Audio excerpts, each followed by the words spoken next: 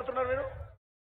Media మనం కొంతమంది కనిపించకపోవచ్చు కానీ వాళ్ళు తీసుకుంటే ఎంతమందికి ఉపయోగపడుతుంది?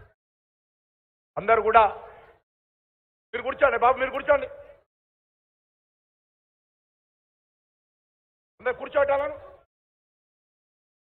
అందరికీ ఈరోజు మనకందరికీ తెలుసు, వచ్చే ఏప్రిల్ నెలలో లోక్సభకు ఎన్నికలు జరగనున్నాయి.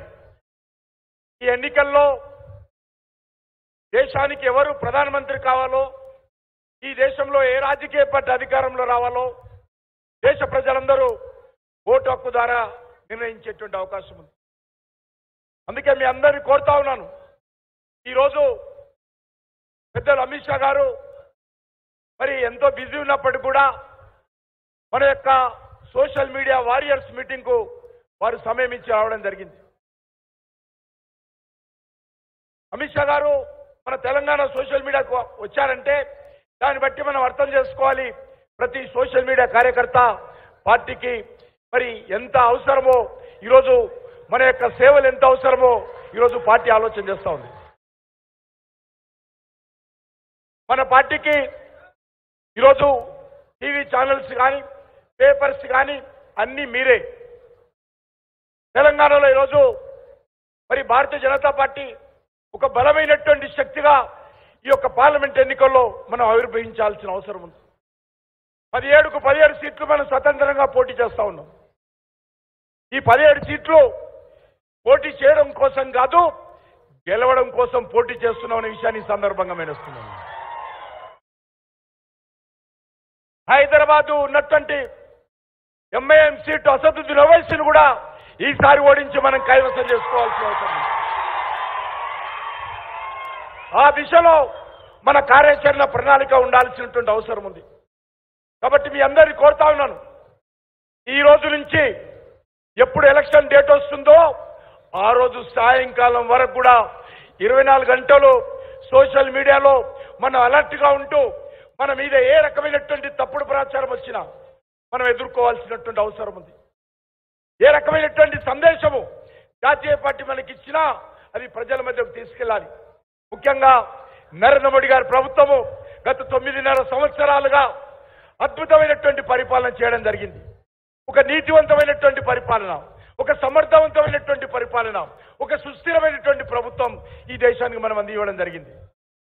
కాబట్టి మనం అందరం కూడా ఆ దిశలో ఈరోజు తెలంగాణ రాష్ట్రానికి భారతీయ జనతా పార్టీ అనేక రకాల అభివృద్ధి కార్యక్రమాలు చేయడం జరిగింది. గత 10 సంవత్సరాలుగా 10 లక్షల కోట్ల రూపాయలు తెలంగాణ అభివృద్ధి కోసం భారతీయ జనతా పార్టీ ప్రభుత్వం తెలంగాణ కోసం ఖర్చు చేయడం జరిగింది. అది జాతీయ రహదారులు కావచ్చు, లేక సంక్షేమ కార్యక్రమాలు కావచ్చు, లేకపోతే రైల్వేల అభివృద్ధి కావచ్చు, డిఫెన్స్ సెక్టార్లో పెట్టుబడులు కావచ్చు, హెల్త్ సెక్టార్లో కావచ్చు, ఎడ్యుకేషన్ రంగంలో కావచ్చు, అనేక రంగాలలో భారతీయ జనతా పార్టీ ప్రభుత్వము, నరేంద్ర మోడీ గారి ప్రభుత్వము ఈ తెలంగాణ కోసం అన్ని రకాలుగా అండగా నిలబడింది. కాబట్టి ఈ విషయాలన్నీ కూడా మన దగ్గర డాటా మీకు ఇవ్వడం జరిగింది. ఇప్పటికే ఎప్పటికప్పుడు మీరు ప్రజల మధ్యకు సోషల్ మీడియా ద్వారా నరేంద్ర మోడీ గారి ప్రభుత్వము తెలంగాణ అభివృద్ధి కోసం చేసినటువంటి కార్యక్రమాలను ప్రజలకు వివరించాల్సిన అవసరం ఉంది. ఈ రాష్ట్రంలో మరి ఈరోజు అధికారంలో కాంగ్రెస్ పార్టీ ఉంది. టీఆర్ఎస్ పార్టీ 10 సంవత్సరాల కుటుంబ పాలన పట్ల, అవినీతి పాలన పట్ల, అహంకారపూరితమైనటువంటి పాలన పట్ల, కుటుంబ పాలన పట్ల ప్రజలు మరి గత ఎన్నికల్లో గద్దె దింపడం జరిగింది. కానీ కాంగ్రెస్ పార్టీ అధికారంలోకి వచ్చింది. మన దృష్టిలో కాంగ్రెస్ పార్టీ అయినా బీఆర్ఎస్ పార్టీ అయినా రెండు ఒకటే, దొందే. ఒక నాణానికి బొమ్మ పరుసు లాంటి పార్టీలు, ఒకే తాను ముక్కలే. వీళ్లకు తోడు ఎంఐఎం పార్టీ, ఈ 2 పార్టీలకు తోడు ఎంఐఎం పార్టీ. ఈ 3 పార్టీలు కూడా గతంలో కలిసినటువంటి పార్టీలే. ఈ 3 పార్టీలు కూడా గతంలో ఎన్నికల్లో పోటీ చేసినటువంటి పార్టీలే. ఈ 3 పార్టీలు కూడా గతంలో అధికారాన్ని పంచుకున్నటువంటి పార్టీలే. మొన్నటికి మొన్న రాష్ట్రపతి ఎన్నికల వరకు కూడా ఈ పార్టీలు కలిసి పనిచేశారు. కాబట్టి మన దృష్టిలో ఈ యొక్క కాంగ్రెస్ పార్టీ కానీ బీఆర్ఎస్ పార్టీ కానీ మజ్లిస్ పార్టీ కానీ ఈ మూడు పార్టీలు ఒకటనే విషయము మనం స్పష్టంగా అర్థం చేసుకోవాల్సిన అవసరం ఉంది. కాబట్టి భారతీయ జనతా పార్టీ కార్యకర్తలుగా ఈ రాష్ట్రంలో ఈ మూడు పార్టీలకు ప్రత్యామ్నాయంగా భారతీయ జనతా పార్టీని తీసుకురావాల్సిన అవసరం ఉంది. దానికోసం మనమందరం కూడా మరి వచ్చేటువంటి పార్లమెంట్ ఎన్నికల్లో మనము ఆ దిశలో ప్రజల మద్దతు కూడగట్టాల్సినటువంటి అవసరం ఉంది. వచ్చే పార్లమెంట్ ఎన్నికల్లో మెజార్టీ సీట్లు భారతీయ జనతా పార్టీ గెలవాల్సినటువంటి అవసరం ఉంది.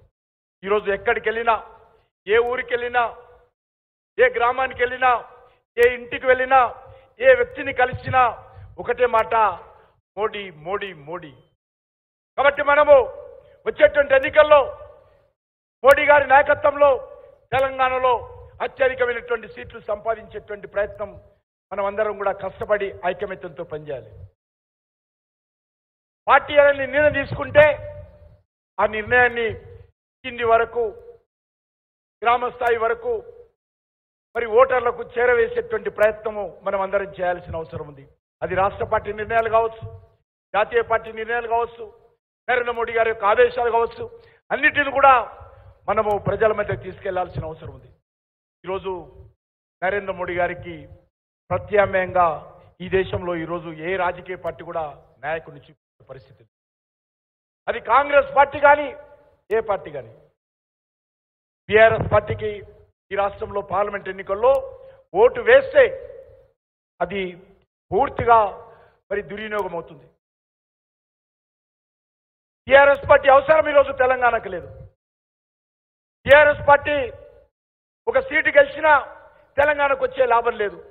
టీఆర్ఎస్ పార్టీకి ఒక సీటు రాకపోయినా తెలంగాణకు వచ్చే నష్టం కూడా లేదు. కాబట్టి వచ్చే పార్లమెంట్ ఎన్నికల్లో TRS party irrelevant party. TRS party అవసరం లేదు మనకు. 10 సంవత్సరాలు భరించాం ఆ కుటుంబాన్ని. ఆ కుటుంబం యొక్క దోపిడీని తెలంగాణ ప్రజలు, తెలంగాణ సమాజం భరించింది. మళ్ళీ ఆ యొక్క పార్టీ అవసరం లేదు. కాబట్టి అదేవిధంగా కాంగ్రెస్ పార్టీ ఇది కూడా కుటుంబ పార్టీ. ఆ రోజు కేసీఆర్ కుటుంబం దోపిడీ చేస్తే ఈరోజు రాహుల్ గాంధీ దోపిడీ చేస్తున్నాడు. వచ్చి 100 సంవత్సరాలు 15వ తేదీకి అవుతుంది. 6 గ్యారంటీల విషయంలో ఈరోజు కాంగ్రెస్ పార్టీని, రాహుల్ గాంధీని నిలదీయాల్సినటువంటి అవసరం ఉంది. 100 రోజుల్లో పూర్తి చేస్తామని చెప్పారు.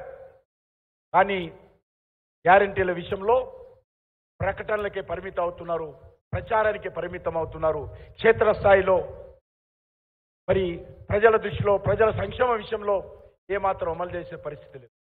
కాబట్టి ఈ విషయాలన్నింటి దృష్టిలో పెట్టుకొని సోషల్ మీడియాగా ఐక్యమత్యంతో ముందుకెళ్ళాలి. అందరం కలిసికట్టుగా ముందుకెళ్ళాలి. వచ్చేటువంటి పార్లమెంట్ ఎన్నికల్లో మన సోషల్ మీడియా శక్తి ఏంటో చూపించాల్సినటువంటి అవసరం ఉందని చెప్పి నేను మీ అందరినీ కోరుతా ఉన్నాను. Bharatiya Janata party social media మిగతా వాళ్ళలాగా కాదు. మిగతా వాళ్ళలాగా మరి ఫేక్ ఐడియాస్ పెట్టి మరి ఈరోజు చేసేటువంటి వ్యక్తులం కాదు. ధైర్యంగా, సమర్థవంతంగా, కమిట్మెంట్ తోటి పనిచేసేటువంటి కార్యకర్తలు ఈరోజు మనకు సోషల్ మీడియాకు ఉన్నారు. ఏ కష్టం వచ్చినా, ఏ నష్టం వచ్చినా ఎదుర్కోవడానికి సిద్ధంగా ఉండేటువంటి సోషల్ మీడియా మనకుంది.